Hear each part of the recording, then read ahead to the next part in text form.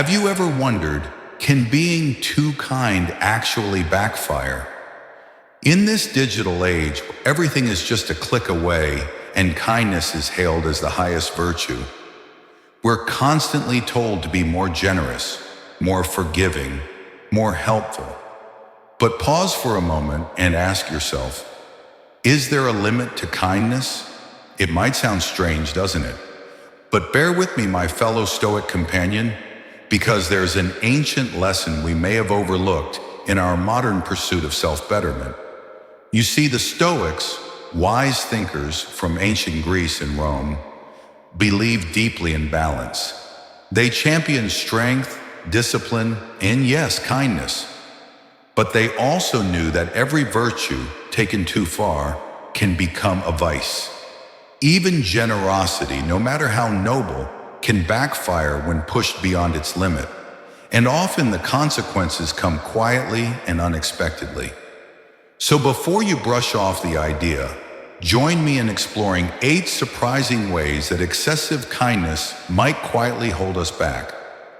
On this journey, we'll draw from the timeless wisdom of Seneca, Epictetus, and Marcus Aurelius, Stoic thinkers whose teachings are still incredibly relevant today. And as you listen, I invite you to reflect. Are your acts of kindness truly balanced? Or have you, like so many of us, given too much, too fast, too often? If this sounds like the kind of journey you've been looking for, hit that subscribe button and turn on the notification bell. Because here we don't just strive to live well, we strive to live wisely. Together we'll learn how to walk the delicate line between compassion and clarity. So, let's begin with the very first pitfall of excessive kindness. 1. Taking on too much. We've all been there, haven't we? You're at a casual gathering, someone mentions they're moving next weekend, and before you even think it through, your hand shoots up, "I'll help." But deep down, you know you're already overloaded with your own commitments. The Stoics taught that to live in harmony with nature is to understand your own limits. Taking on too much isn't just a time management issue, it's a philosophical one. It's that moment when you betray your own well-being just to please others. Picture your life as a teacup. Every promise, every task you accept is a drop of tea. What happens when the cup overflows? Chaos, stress, exhaustion. The Stoics would say, know the size of your cup. Setting boundaries isn't selfish. In fact, it's an act of kindness to yourself. Instead of committing to an entire day of moving, why not offer to help pack a few boxes in the morning? Small gestures can be deeply meaningful, and they're far more sustainable. Remember that weekend when you said yes to helping at the school fair, attending a birthday party, and visiting your aunt, all in the same 2 days? Your intentions were good, but the cost? Your own peace of mind. We've talked about how overcommitting can drain you, but that's just one layer. Now let's look deeper into another subtle trap of excessive kindness, the constant urge to make everyone happy. 2. Always trying to please everyone. Ah, yes, the eternal craving to be liked by everyone. Sounds familiar? So many of us fall into this trap without even realizing it. You nod in agreement when you want to say no. You laugh at jokes that don't amuse you. You agree with opinions you don't actually believe in.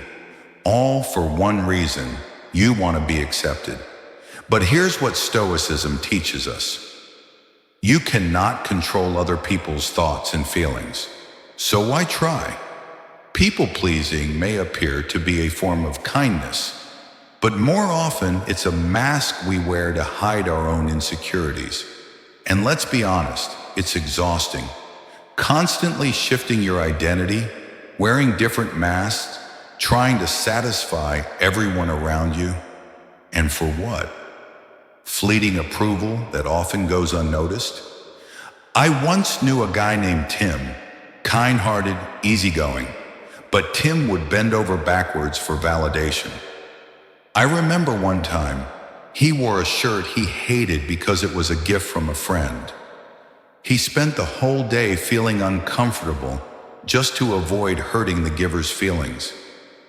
And here's the irony. His friend didn't even notice. The Stoics valued authenticity. Be true to yourself, and the right people will naturally gravitate toward you.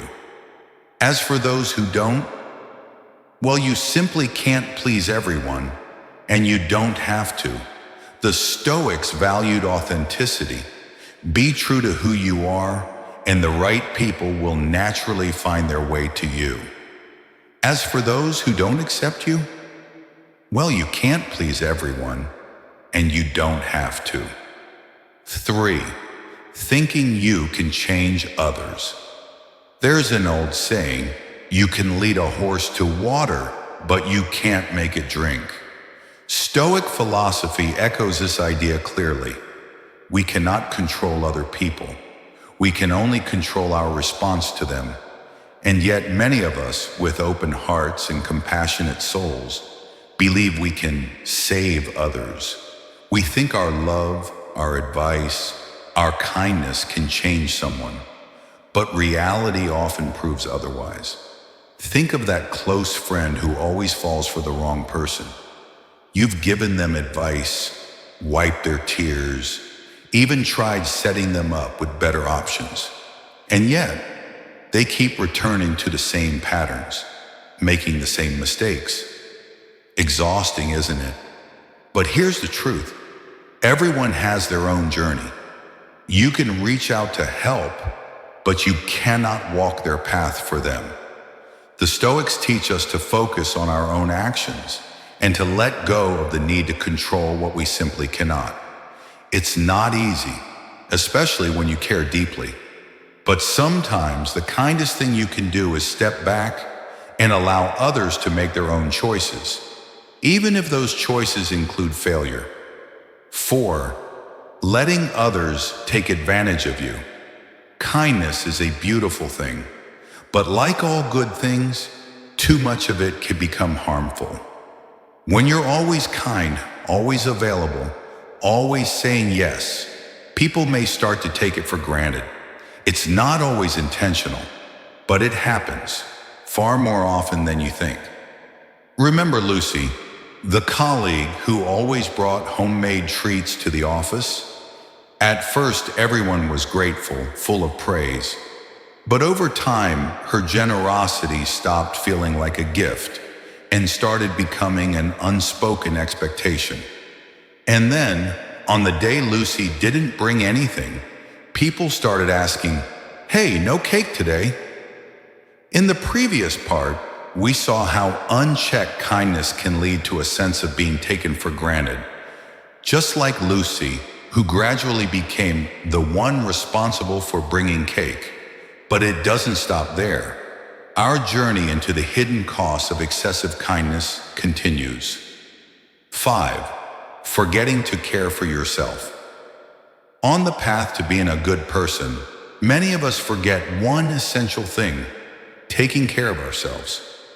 We place others' needs above our own, thinking it's noble, selfless, even virtuous.